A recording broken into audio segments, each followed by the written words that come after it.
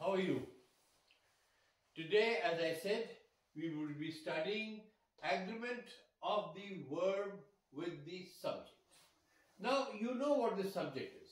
Subject is generally a noun or a noun phrase. Is that clear? Now, noun phrase क्या होगा? All the boys of the class. This can be one complete noun phrase, and noun can be Ramesh. Is that clear? So we have to agree the verb with the subject. Now, verb क्या होता है? As I have told you before, word of action. Is that clear? Now, in this, there are many rules. So, you have to take care of all the rules. Please, particularly, you can note down because यहाँ ऐसा कुछ वो chart नहीं है जो मैं आपके लिए लगा सकूं. आपको ये पूरा समझना पड़ेगा और अंडरस्टैंड करना पड़ेगा. First rule, the verb must agree with the subject in number and person. Do you remember we talked about persons and pronoun? First person, second person, third person.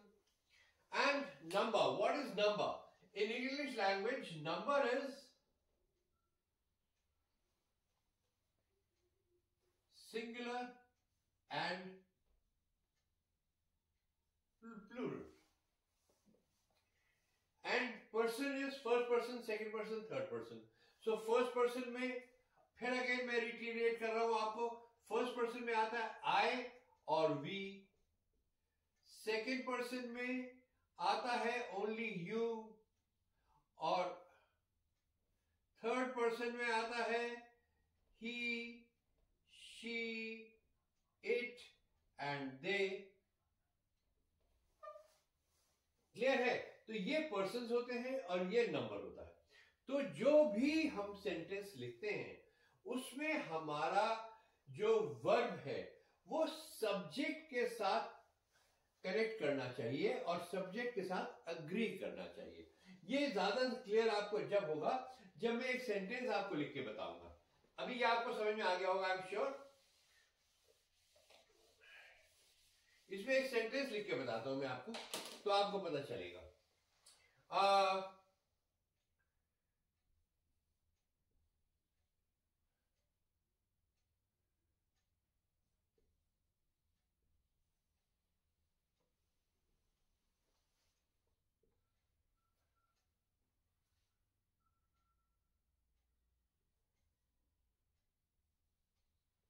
Okay.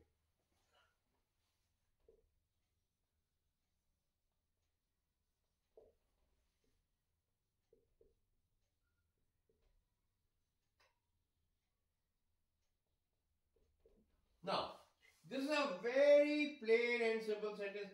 कोई प्रॉब्लम नहीं है इसमें. यहां पे ये subject है और ये इसके साथ वर्ब है. अब बॉयज क्योंकि प्लूरल है इसके लिए हम दे यूज करते हैं. तो दे के साथ जो वर्ब चलता है वो हैव होता है, हैज नहीं होता. तो ये तो सिंपल सी बात हो गई कि वर्ब के साथ सब्जेक्ट चलना चाहिए. लेकिन जब दो से ज्यादा नाउन्स हो तो हम क्या करेंगे? Okay, let's say all the eggs in the carton were या was broken. Now यहां पे हमने दिया एक all the eggs. This is the subject. और verb आया यहां पे, were या was is the verb. या तो हम were लगाएंगे या was लगाएंगे. और यहां पे एक दूसरा noun आ गया, cartoon. तो all the eggs in the carton were broken. Was broken नहीं, क्योंकि कार्टन के साथ वर्ब लगता है सिंगुलर. हम बात कर रहे हैं एग्स की, तो एग्स प्लूरल है, तो वर. All the eggs in the carton were broken. Is that very clear to you? I put a sack of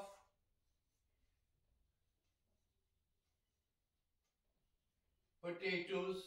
I put a sack of potatoes where it या they could not be seen.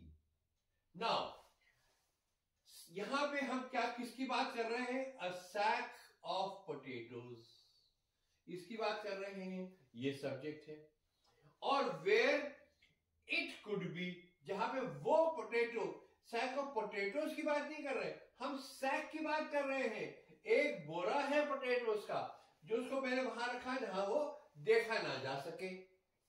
तो इसलिए हमारा verb जो है potato sac के साथ it could not be seen. Potatoes could not be seen. Now इसमें यहां पे आपको थोड़ा सा ये याद रखना पड़ेगा. मैं आपके लिए पहले लिख देता हूं, मुझे ये पहले लिखना चाहिए था कि verbs आप किस किस कौन से सिंगुलर होते हैं, कौन से प्लूरल होते हैं. तो अब आपको फिर ये समझने में ज्यादा आराम रहेगा जब आप ये समझ जाएंगे. देखिए हम कहते हैं सिंगुलर verbs. सिंगुलर क्या होता है? am, is, was. ये तो कॉमन हो गए जो सभी जगह मिलते हैं आपको.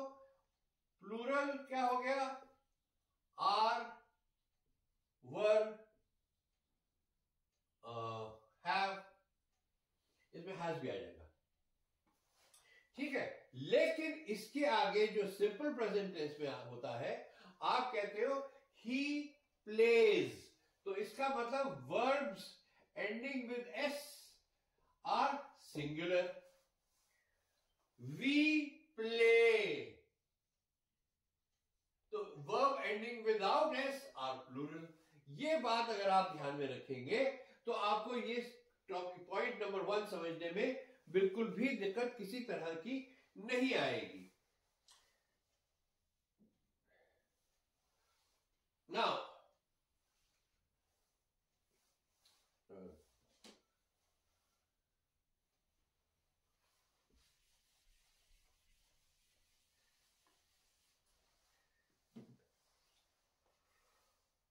the football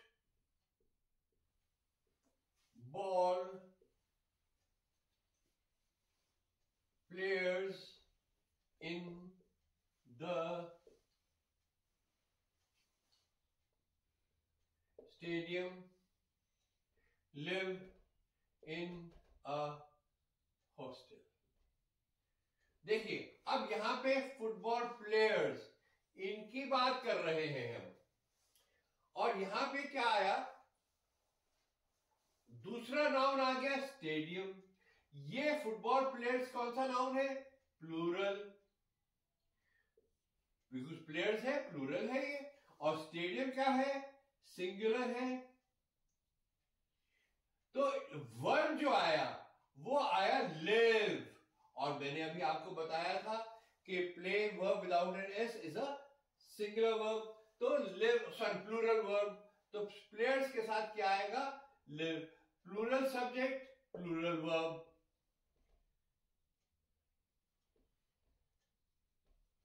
We do not take into account the noun which is nearest. So remember, the verb should agree with the subject and not with the nearest noun. Am I making myself abundantly clear to you?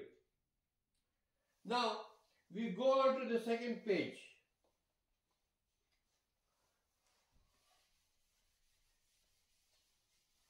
In this point that I've given you, there is a clause.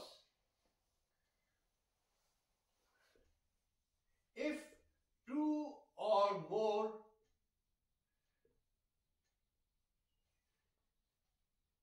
singular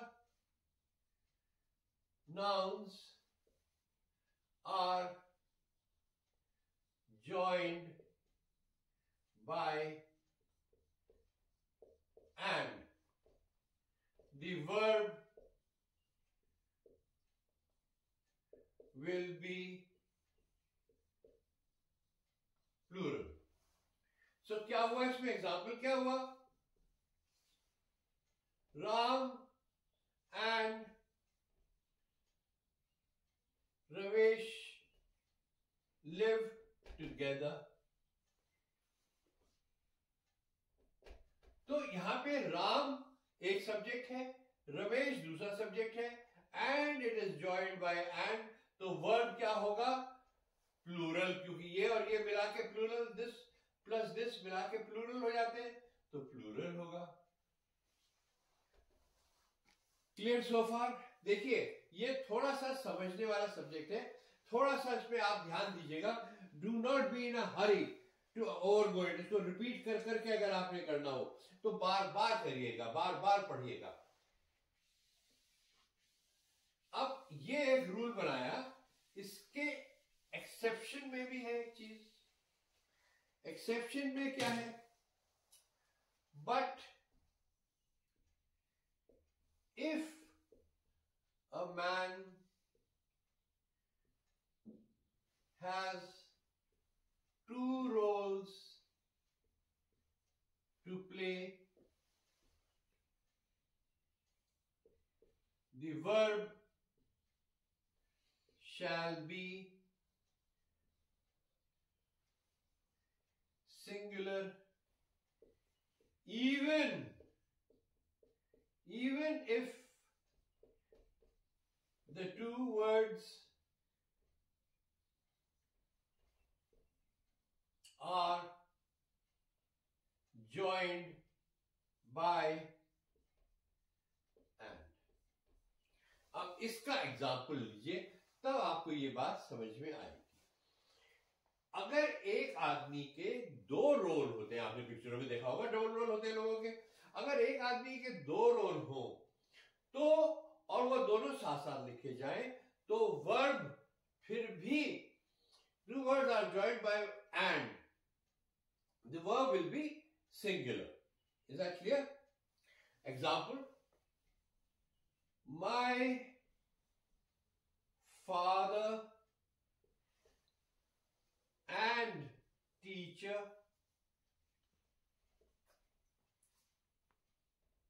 is waiting for me। अब यहां पे एक subject है my father और दूसरा subject है teacher, और साथ में एंड से जुड़ा है। लेकिन ये सेंटेंस हमें ये बताता है कि मेरे पिताजी ही मेरे टीचर हैं, इसलिए वर्ब सिंगुलर लगेगा। अगर हम लिखते माई father and my teacher are, तो अब ये my father and my teacher से हमें पता चलता है कि ये दो अलग अलग इंसान हैं, मेरे पिताजी और मेरा टीचर अलग अलग लोग हैं and they are waiting। लेकिन जब हम लिखते हैं my father and teacher, तो इसका मतलब है father and teacher are one and the same person. They have two roles to play. They are to play two roles, their father also and teacher also.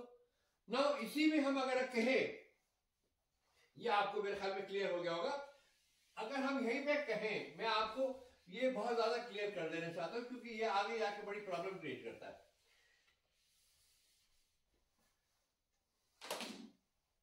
हम कहते हैं दी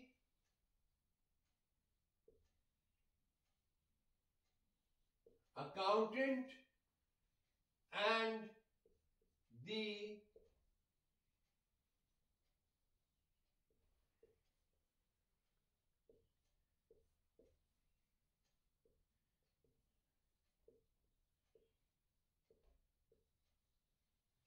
अब ये sentence है, एब्सकॉन्डेड मतलब भाग गए, अकाउंटेंट एंड द कैशियर भाग गए। तो अब यहां पे हैज लगेगा या हैव लगेगा, यह आपने सोचने की बात है। यहां पे क्या हुआ है कि अकाउंटेंट एक आदमी है और द कैशियर दूसरा आदमी है। ये द लग गया तो हमें पता चल गया कि दो अलग अलग लोग हैं, तो इसलिए इसके साथ लगेगा हैव एब्सकॉन्डेड। अगर यही हम कहते द कैश अकाउंटेंट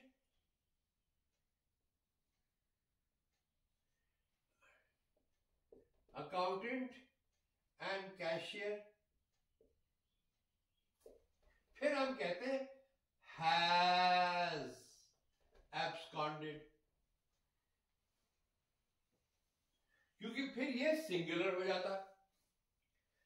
अकाउंटेंट भी वही है और कैशियर भी वही है और वो भाग गया है। तो इसका मतलब जब हम सिंगुलर करते हैं, when a person has two roles to play, then we use a singular verb. Is that very clear to you? I hope I am making myself very, very clear. So,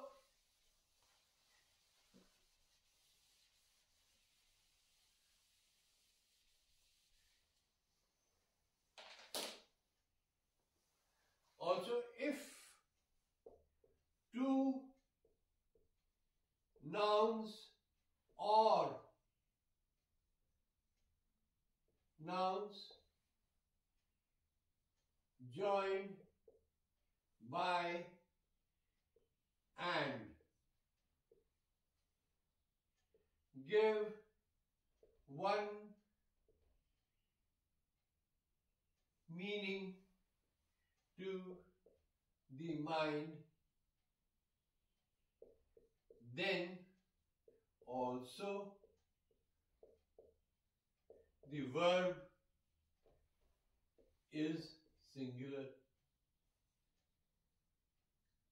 यानी कि अगर दो शब्द हैं, वो चाहे एंड से जुड़े हैं और नाउन्स हो या प्रोनाउंस हो, भले ही एंड से जुड़े हो, उससे कोई फर्क नहीं पड़ता, लेकिन अगर वो आपके दिमाग को एक मीनिंग देते हैं तो उसका वर्ब भी सिंगुलर होगा, क्योंकि आपको एक ही चीज के बारे में सोच रहे हैं। When you are thinking of only one thing, then the verb has to be singular. Common sense. I'll give you an example. Let's say the horse and carriage is at the door. अब यहां क्या है, घोड़ा और गाड़ी। तो आप क्या दिमाग में आता है आपके, घोड़ा गाड़ी, तो एक चीज मिला के एक चीज आती है, तो इसके लिए वर्ब क्या लगाया, is at the door, singular verb. Is that clear? अब देखिए, ये तो मैंने बड़ा सिंपल सा एग्जांपल दे दिया आपको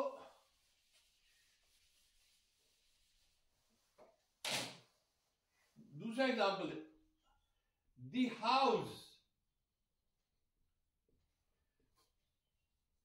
with all its contents is insured.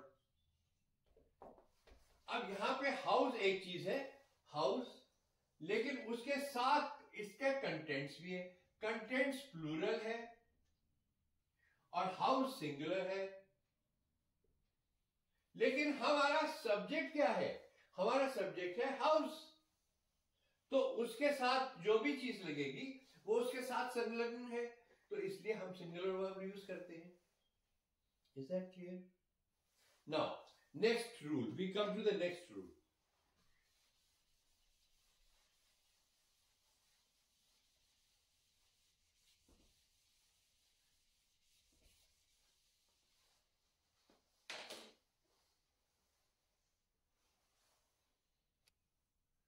If two subjects are joined by as well as, with, along with,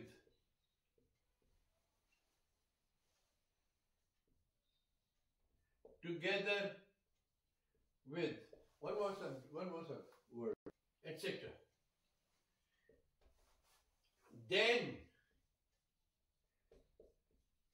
the verb is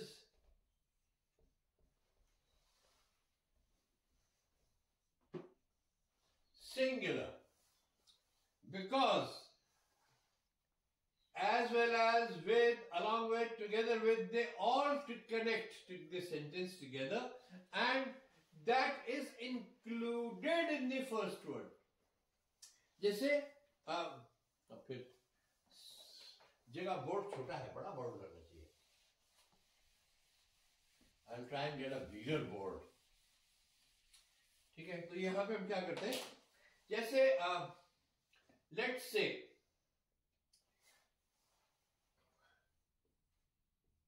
the teacher as well as the students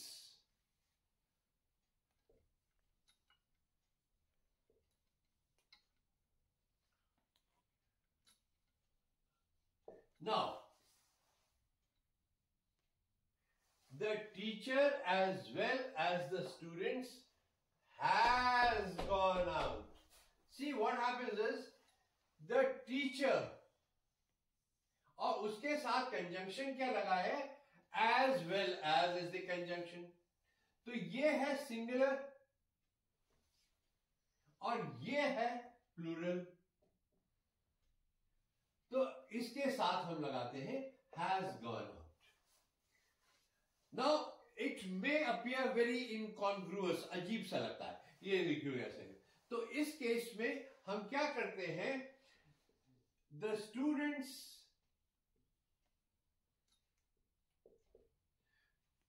and the teacher have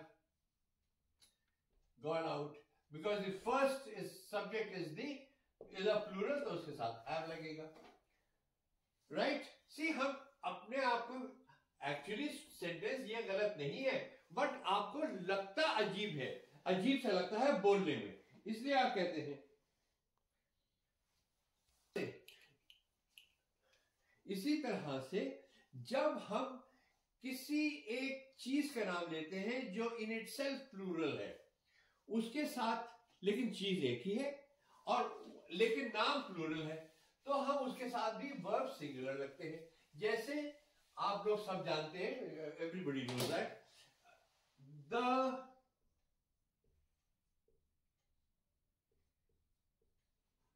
United States has a large navy. Now United States देश तो एक ही है, लेकिन यहां पे आया है plural, लेकिन क्योंकि देश एक है इसलिए हम वर्ब जो है सिंगुलर यूज कर रहे हैं इसके साथ. ऐसे ही हम कहते हैं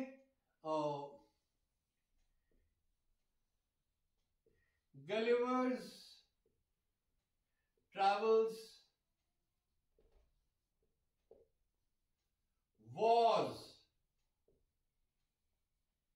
written by Jonathan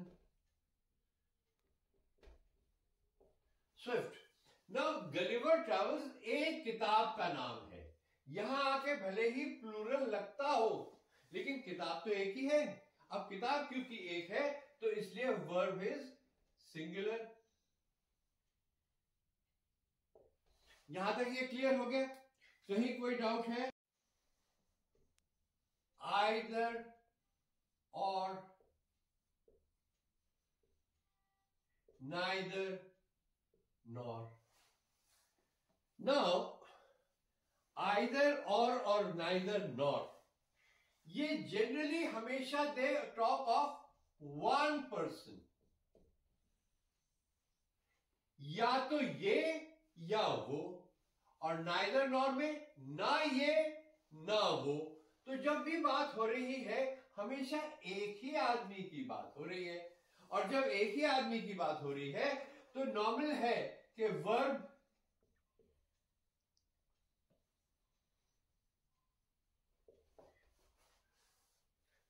is that clear? Either और नाइदर नॉर के साथ हम सदा ही सिंगुलर वर्ब यूज करते हैं. Now there are other words, other pronounce.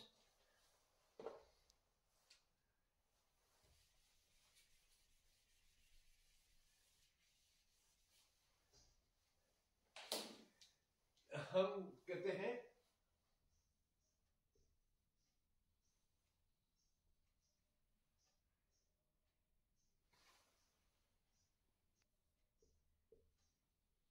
everything,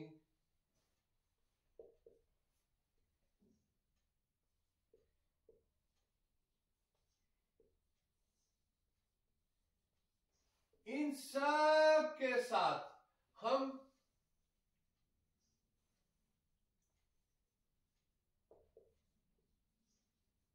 singular verb is used. Everyone is wearing a tie. Everything is on sale. Every boy was given a prize. Each seat was occupied. So हर एक के साथ हमने singular verb लगाया. तो ये कुछ ऐसे pronounce हैं जो आपको कंफ्यूजन में डालते हैं. Is that clear? तो यहां पे जब सबको कंफ्यूजन में डालते हैं तो हम ये क्लियरिफाई कर देते हैं कि सबके साथ सिंगुलर वर्ब लगेगा. और इसमें एक चीज और है ना, यहां पे क्या होता है, कुछ शब्द इंग्लिश लैंग्वेज में ऐसे होते हैं, very few words there are, जो कंफ्यूजन आपको करेंगे. उनका एक सीधी सी बात है, वो आपको समझ लेनी है. वो वर्ड्स क्या क्या होते हैं देखिए. Jury,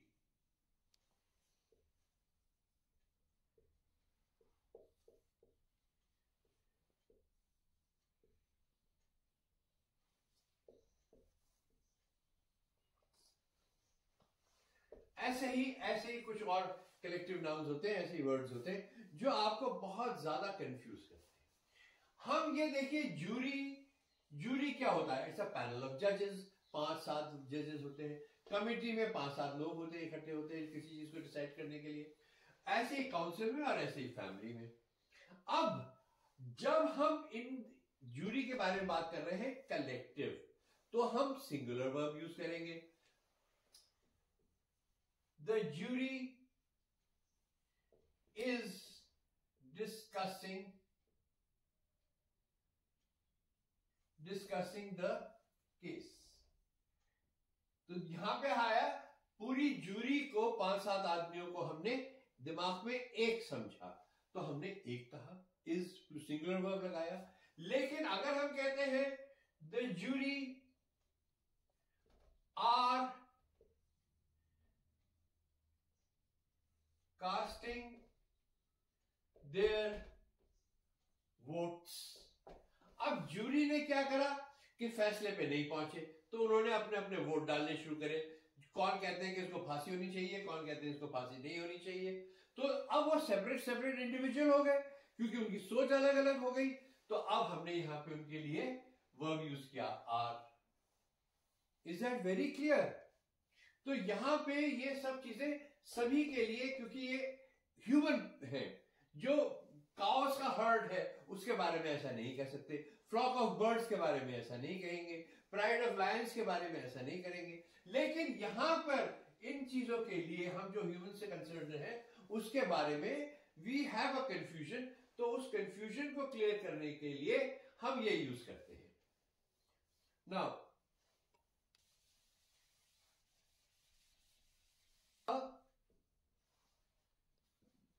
plural noun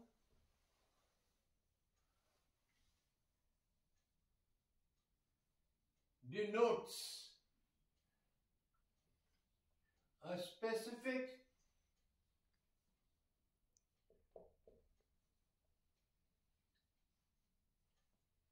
quantity or amount. The verb is always singular. When a plural noun denotes का मतलब होता है shows a specific quantity or amount, the verb is always singular. Now tell me, I'll give you an example. 50,000 rupees is too much for this purse. तो ladies purse खरीदने गए, उसने कहा था 50,000 रुपीज का है। तो यहां जो स्पेसिफिक क्वांटिटी है वो ये प्लूरल में है, लेकिन वर्ब उसके साथ सिंगुलर लगेगा क्योंकि हम सारे 50,000 कंबाइंड की बात कर रहे हैं, right? Similarly 10 miles is too much to walk for me. So यहां पे क्या हुआ? 10 miles एक डिस्टेंस है मिला हुआ, तो उसके लिए यहां भी प्लूरल है, लेकिन फिर भी हम वर्ब क्या यूज कर रहे हैं? सिंगुलर। सो इस तरह से you need to talk of certain things where they are singular and plural. Now एक चीज, this is the last point I want to talk to you about this, you must be getting bored, लेकिन ये बहुत ज्यादा जरूरी है। जैसे हमने स्पेसिफिक क्वांटिटीज की बात करी है, ऐसे ही fractions,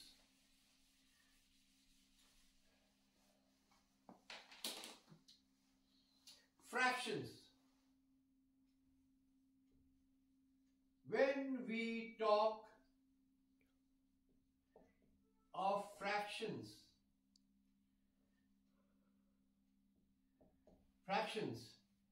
the verb is made to agree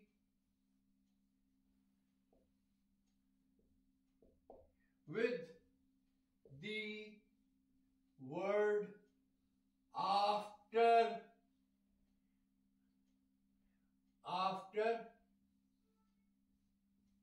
of। देखिए, अगर हम लिखते हैं 1/3 of the city, 1/3 of the city is in ruins। यहां पे 1/3 हिस्सा बताया हमने, लेकिन यहां लिखा हमने सिटी, तो सिटी के साथ क्या आया? इज। अगर हम लिखे 1/3 of the cities, तो हम लिखेंगे are in ruins। तो cities ये प्लूरल आ गया, तो इसके साथ वर्ब भी प्लूरल आया। Is it clear to you? I hope this is clear, because इसके साथ ही हमने ये agreement of the subject with the verb का end कर दिया है. Now we do not have to study this all over again, because I specially wanted you to study this with simple present tense, because simple present tense and present continuous tense के साथ साथ ये चीजें चलती हैं. Yeah. So thank you for today.